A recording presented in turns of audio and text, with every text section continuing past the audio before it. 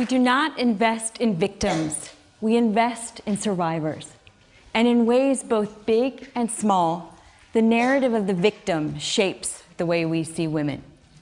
You can't count what you don't see, and we don't invest in what's invisible to us. But this is the face of resilience. 6 years ago, I started writing about women entrepreneurs during and after conflict. I set out to write a compelling economic story, one that had great characters that no one else was telling, and one that I thought mattered. And that turned out to be women.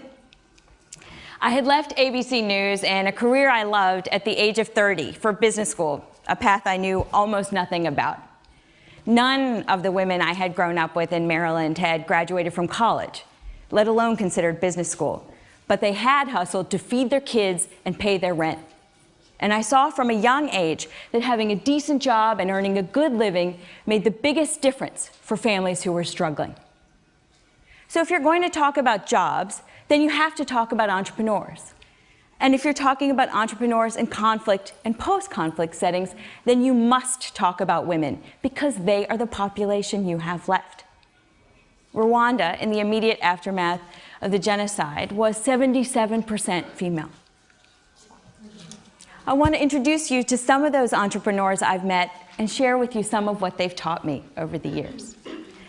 I went to Afghanistan in 2005 to work on a Financial Times piece, and there I met Kamala, a young woman who told me she had just turned down a job with the international community that would have paid her nearly $2,000 a month, an astronomical sum in that context. And she had turned it down, she said, because she was going to start her next business, an entrepreneurship consultancy that would teach business skills to men and women all around Afghanistan. Business, she said, was critical to her country's future, because long after this round of internationals left, business would help keep her country peaceful and secure. And she said business was even more important for women, because earning an income earned respect, and money was power for women. So I was amazed. I mean, here was a girl who had never lived in peacetime, who somehow had come to sound like a candidate from The Apprentice. So I asked her, how in the world do you know this much about business? Why are you so passionate? She said, oh, Gayle, this is actually my third business. My first business was a dressmaking business I started under the Taliban, and that was actually an excellent business because we provided jobs for women all around our neighborhood. And that's really how I became an entrepreneur. Think about this. Here were girls who braved danger to become breadwinners during years in which they couldn't even be on their streets.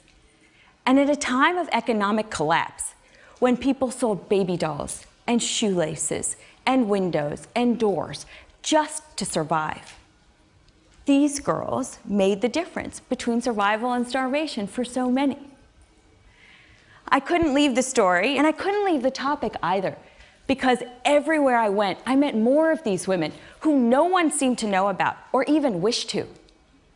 I went on to Bosnia, and early on in my interviews, I met with an IMF official who said, you know, Gayle, I don't think we actually have women in business in Bosnia, but there is a lady selling cheese nearby on the side of the road, so maybe you could interview her.